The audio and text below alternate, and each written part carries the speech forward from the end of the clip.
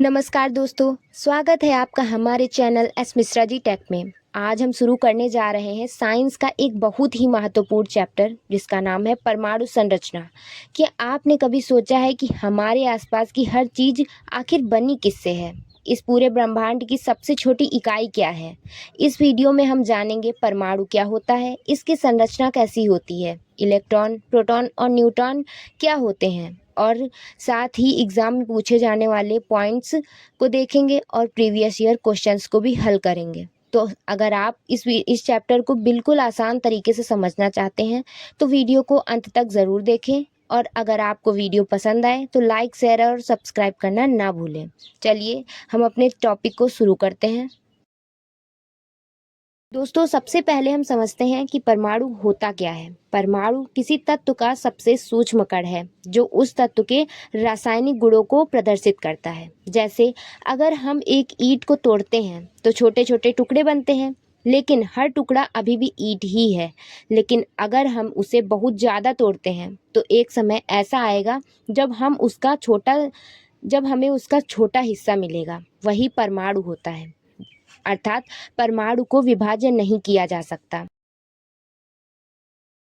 अब हम पढ़ेंगे परमाणु की खोज किसने की। परमाणु का विचार सबसे पहले डेमोक्रिटस ने दिया। उन्होंने कहा कि पदार्थ बहुत छोटे छोटे अविभाज्य कणों से बना है, जिन्हें उन्होंने एटम्स कहा, अर्थात परमाणु कहा। बाद में जॉन डाल्टन ने परमाणु का वैज्ञानिक सिद्धांत प्रस्तुत किया, इसलिए उन्हें आधुनिक परमाणु का सिद्धांत का जनक माना जाने लगा। जैसा कि आप इस चित्र में देख सकते हैं कि डेमोक्रिट्स कौन थे और जॉन डाल्टन कौन थे। मैंने आपकी केवल नॉलेज के लिए इस फोटो को लगा दिया है, तो आप देख लीजिए कि डेमोक्रिट्स कौन है और जॉन डाल्टन कौन है। अब दोस्तों, हम परमाणु की संरचना के विषय में पढ़ लेते हैं। जो परमाणु होता है ना, उसके अंदर तीन मुख्यतः कण होते हैं, जो कि इलेक्ट्रॉन, प्रोटॉन और न्यूट्रॉन होते हैं। इलेक्ट्रॉन में ऋणात्मक आवेश होता है, प्रोटॉन में धनात्मक आवेश होता है और न्यूट्रॉन उदासीन होता है, अर्थात कोई आवेश नहीं होता है। जो परमाणु होता है ना, उसमें प्रोटॉन और न्यूट्रॉन नाभिक में होते हैं। जो आप बीच में गुच्छा देख रहे हैं वही नाभिक है, जिसकी खोज रदरफोर्ड ने की थी। और इलेक्ट्रॉन नाभिक के चारों ओर घूमते रहते हैं। इन इलेक्ट्रॉन द्वारा ही परमाणु का व्यास निर्धारित होता है। अब हम आशा करते हैं कि आप परमाणु की संरचना के विषय में समझ गए होंगे कि परमाणु की उत्पत्ति कैसे हुई, खोज किसने की और होता क्या है। तो चलिए अब हम इनके बारे में अलग अलग तरीके से पढ़ लेते हैं। सबसे पहले इलेक्ट्रॉन। इलेक्ट्रॉन परमाणु का एक अत्यंत सूक्ष्म और ऋणावेशित कण होता है। इलेक्ट्रॉन जो होता है ना, उस पर निगेटिव चार्ज होता है। यह परमाणु के नाभिक के चारों ओर विभिन्न कक्षाओं में घूमता है, जैसा कि चित्र में देख सकते हैं आप। इलेक्ट्रॉन की खोज जे थॉमसन ने सन 1897 में की थी। उन्होंने कैथोड किरण प्रयोग के माध्यम से यह सिद्ध किया कि परमाणु के अंदर ऋण आवेश वाले कण मौजूद होते हैं। तो जे थॉमसन ने इलेक्ट्रॉन की खोज की थी। कब की थी? 1897 ईस्वी में। ये आपका नोट पॉइंट हो जाता है। इलेक्ट्रॉन के मुख्य गुण क्या हैं? इलेक्ट्रॉन पर ऋणात्मक आवेश -1 होता है। इसका द्रव्यमान बहुत कम होता है, लगभग 1/1836 प्रोटॉन के बराबर। यह नाभिक के चारों ओर निश्चित ऊर्जा स्तरों में घूमता है। समझ में आया? और प्रोटॉन होता है ना, वो रासायनिक अभिक्रियाओं में भी भाग लेता है। आशा करती हूँ आपको इलेक्ट्रॉन के बारे में समझ में आ गया होगा। अब हम प्रोटॉन के बारे में पढ़ते हैं। जो प्रोटॉन होता है ना, वो परमाणु का धनावेशित कण होता है, जो परमाणु के नाभिक के अंदर पाया जाता है। यह परमाणु की पहचान और उसके परमाणु क्रमांक को निर्धारित करता है। प्रोटॉन की खोज रदरफोर्ड ने 1919 में की थी। उन्होंने अपने प्रयोगों के माध्यम से यह सिद्ध किया कि नाभिक में धन आवेश कण उपस्थित होते हैं। कुल मिलाकर प्रोटॉन की खोज रदरफोर्ड ने सन 1919 में की थी और इसमें धनावेशित कण पाया जाता है। प्रोटॉन की मुख्य गुण क्या है? प्रोटॉन पर धनावेश +1 होता है। इसका द्रव्यमान लगभग एक परमाणु द्रव्यमान के इकाई के बराबर होता है। यह परमाणु के नाभिक में स्थित होता है। प्रोटॉन की संख्या ही किसी तत्व का परमाणु क्रमांक को निर्धारित करती है। यह परमाणु की पहचान तय करता है। आशा करती हूँ आपको प्रोटॉन के बारे में भी समझ में आ गया होगा। अब चलिए हम न्यूट्रॉन के विषय में समझ लेते हैं। दोस्तों, जो न्यूट्रॉन होता है ना, न्यूट्रॉन परमाणु का एक उदासीन कण होता है। जिस पर कोई विद्युत आवेश नहीं पाया जाता। यह परमाणु के नाभिक के अंदर प्रोटॉन के साथ पाया जाता है। न्यूट्रॉन की खोज जेम्स चैडविक ने सन 1932 में की थी। उन्होंने अपने प्रयोगों के द्वारा यह सिद्ध किया कि नाभिक में बिना आवेश वाले कण भी मौजूद होते हैं। न्यूट्रॉन के मुख्य गुण क्या हैं? न्यूट्रॉन पर कोई आवेश नहीं होता। इसका द्रव्यमान लगभग 1 परमाणु द्रव्यमान इकाई होता है। यह परमाणु के नाभिक में स्थित होता है। यह परमाणु के द्रव्यमान को बढ़ाने में योगदान देता है और यह नाभिक को स्थिर बनाए रखने में मदद करता है। कुल मिलाकर न्यूट्रॉन की खोज जेम्स चैडविक ने 1932 में की थी और यह परमाणु के नाभिक में होता है, प्रोटॉन के साथ होता है और इस पर कोई आवेश नहीं होता है। आशा करती हूँ आपको न्यूट्रॉन के बारे में भी समझ में आ गया होगा। अब हम आगे चलते हैं। दोस्तों, परमाणु की संरचना, उनके कणों की स्थिति और उनके व्यवहार को समझाने के लिए कई लोगों ने अपने कई प्रकार के परमाणु मॉडल दिए। आइए परमाणु मॉडल के विषय में समझ लेते हैं कि यह होता क्या है और किसने किसने अपने परमाणु मॉडल दिए हैं। तो परमाणु मॉडल वह वैज्ञानिक कल्पना है जिसके माध्यम से वैज्ञानिक ने परमाणु की संरचना, उनके कणों की स्थिति और उनके व्यवहार को समझाने का प्रयास किया है। चूँकि परमाणु बहुत सूक्ष्म होता है, इसलिए उसे सीधे देख पाना संभव नहीं है। इसलिए भिन्न वैज्ञानिकों ने अपने अपने प्रयोग के आधार पर अलग अलग मॉडल प्रस्तुत किए, जिसमें से पहला थॉमसन का परमाणु मॉडल है, दूसरा रदरफोर्ड का परमाणु मॉडल है और तीसरा बोहर का परमाणु मॉडल है। चलिए दोस्तों, अब इन तीनों परमाणु मॉडल के विषय में विस्तार से पढ़ लेते हैं। इन तीनों में से एक तो आपकी परीक्षा में आना निश्चित ही है, तो इसको मन लगाकर पढ़िए। तो सबसे पहला है थॉमसन का परमाणु मॉडल। जे थॉमसन ने सन 1897 में इलेक्ट्रॉन की खोज के बाद परमाणु का पहला वैज्ञानिक मॉडल प्रस्तुत किया, जिसे प्लम पुडिंग मॉडल कहा गया। थॉमसन ने बताया कि परमाणु अविभाज्य नहीं है, बल्कि इसमें छोटे छोटे कण इलेक्ट्रॉन होते हैं। इसलिए उन्हें परमाणु की आंतरिक संरचना को समझाने के लिए यह मॉडल दिया। समझ में आया? थॉमसन का परमाणु मॉडल को प्लम पुडिंग मॉडल भी कहा जाता है। इस मॉडल का वर्णन उन्होंने कैसे किया? पहला बताया उन्होंने कि परमाणु एक धनावेशित ठोस गोले के रूप में होता है। दूसरा, इस धन आवेश के अंदर इलेक्ट्रॉन धसे हुए होते हैं। नंबर 3, इलेक्ट्रॉन पूरे गोले में समान रूप से फैले रहते हैं। नंबर 4, परमाणु का कुल आवेश शून्य होता है। तो इसे तरबूज या पुडिंग में बड़े बीजों जैसा माना गया। दोस्तों, थॉमसन ने यह बताया कि इसमें जो इलेक्ट्रॉन फैले होते हैं ना, वो तरबूज के बीजों जैसे फैले होते हैं। जैसे तरबूज में बीज फैले होते हैं, वैसे ही परमाणु में इलेक्ट्रॉन फैले होते हैं। यह थॉमसन ने बताया था। अब चलिए इनके अन्य हेडिंग्स के बारे में पढ़ते हैं। तो थॉमसन की परमाणु मॉडल की विशेषताएं क्या थी? पहली विशेषता थी परमाणु एक समान रूप से धनावेश गोला है। यह उन्होंने मुख्य बात बताई थी। दूसरी, इलेक्ट्रॉन उसमें समान रूप से वितरित होते हैं। नंबर 3, धन और ऋण आवेश संतुलित होते हैं। उन्होंने यह भी बताया कि धन आवेश और ऋण आवेश परमाणु में संतुलित रूप से पाए जाते हैं। चौथा, उन्होंने बताया परमाणु विद्युत रूप से उदासीन होता है। थॉमसन ने बताया कि जो परमाणु होता है ना, वो विद्युत उदासीन होता है। और थॉमसन के परमाणु मॉडल की सीमाएं क्या थी? पहली थी, यह नाभिक के अस्तित्व को नहीं समझा पाया।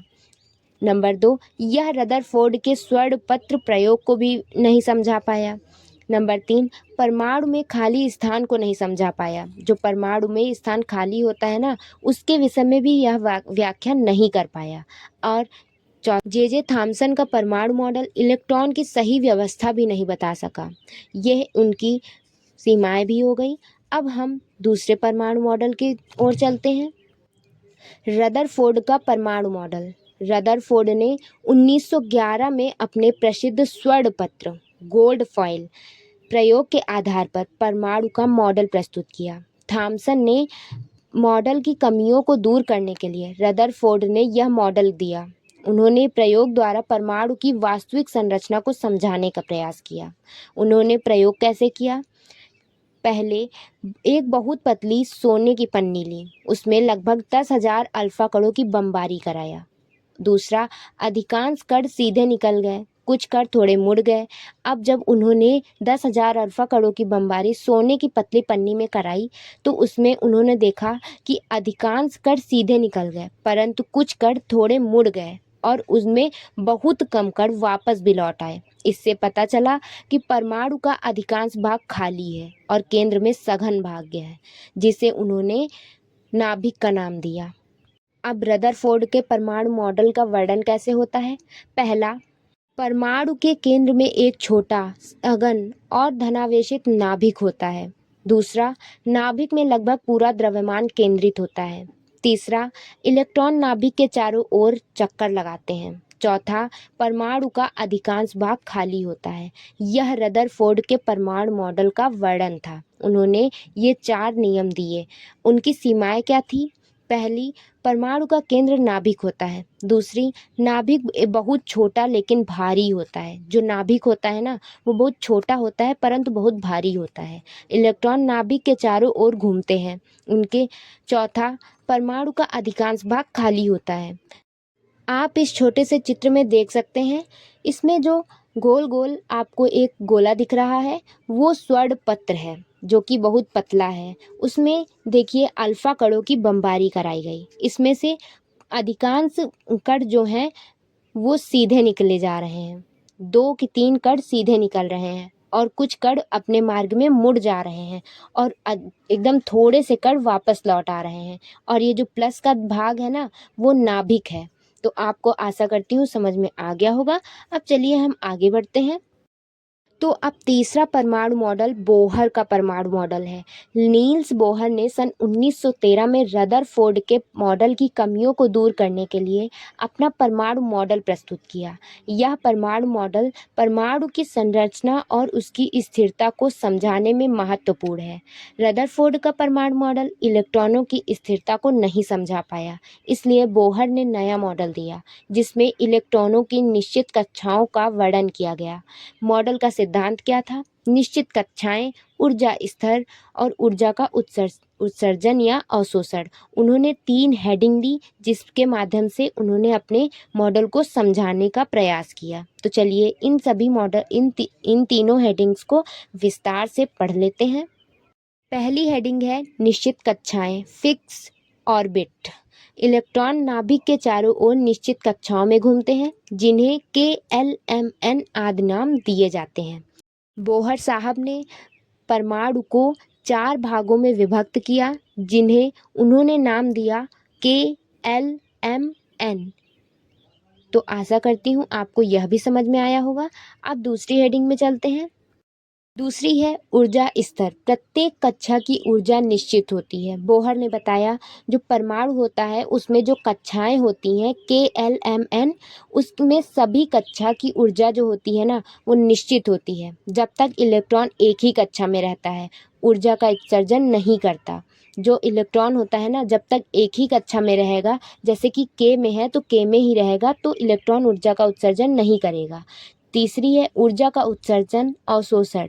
जब इलेक्ट्रॉन एक कक्षा से दूसरी कक्षा में जाता है तब वह ऊर्जा का उत्सर्जन या अवशोषण करता है।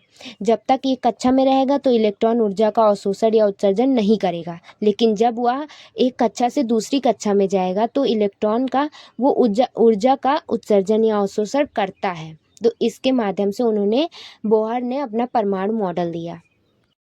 अब परमाणु मॉडल का वर्णन कैसे हुआ? नंबर 1, उन्होंने बताया कि परमाणु के केंद्र में धनावेशित नाभिक होता है। यह बात तो सबने ही बताई थी, तो इन्होंने भी रिपीट कर दिया। नंबर 2, इलेक्ट्रॉन नाभिक के चारों ओर निश्चित कक्षाओं में घूमता है। यह भी सभी ने बताया था। तीसरा, ये कक्षाएं निश्चित ऊर्जा स्तर की होती हैं। यह किसी ने नहीं बताया, यह बोहर ही ऐसे थे जो बताया उन्होंने। चौथा, कक्षा बदलते समय ही ऊर्जा का लेन देन होता है। ये थी मॉडल का वर्णन। अब मुख्य विशेषताएं क्या थी इनके मॉडल की? नंबर 1, परमाणु स्थिर रहता है। इनके मॉडल के अनुसार परमाणु जो होता है ना वो स्थिर रहता है। दूसरी क्या थी? इलेक्ट्रॉन निश्चित मार्ग में चलते हैं। जो इलेक्ट्रॉन होते हैं ना वो परमाणु में निश्चित मार्ग में चलते हैं। तीसरी क्या थी? ऊर्जा स्तर निश्चित होते हैं। इसमें परमाणु में ऊर्जा स्तर निश्चित होते हैं। चौथा था यह मॉडल हाइड्रोजन परमाणु को अच्छी तरह समझाता है। जो बोहर का परमाणु मॉडल है ना, वो हाइड्रोजन का परमाणु को अच्छी तरह समझाता है। अब बोहर मॉडल की सीमाएं क्या थी? पहली, यह मॉडल केवल सरल परमाणु जैसे हाइड्रोजन के लिए ही सही था। जो यह बोहर का परमाणु मॉडल था ना, वो केवल सरल परमाणुओं के लिए ही सही था। दूसरा, यह बहु इलेक्ट्रॉन वाले परमाणुओं को नहीं समझा पाया। जिस परमाणु में बहुत इलेक्ट्रॉन होते हैं ना, उसको नहीं समझा पाया बोहर का परमाणु मॉडल। तीसरी क्या थी? इलेक्ट्रॉन की तरंग प्रकृति को नहीं बताया। बोहर के परमाणु मॉडल ने इलेक्ट्रॉन की तरंग प्रकृति को नहीं बताया। यह बोहर के परमाणु मॉडल की कमियां हो गई। अब हम परमाणु क्रमांक के विषय में, द्रव्यमान संख्या के विषय में और अन्य हेडिंग्स के विषय में पढ़ेंगे। तो चलिए स्टार्ट करते हैं। पहली हेडिंग है एटॉमिक नंबर, परमाणु क्रमांक।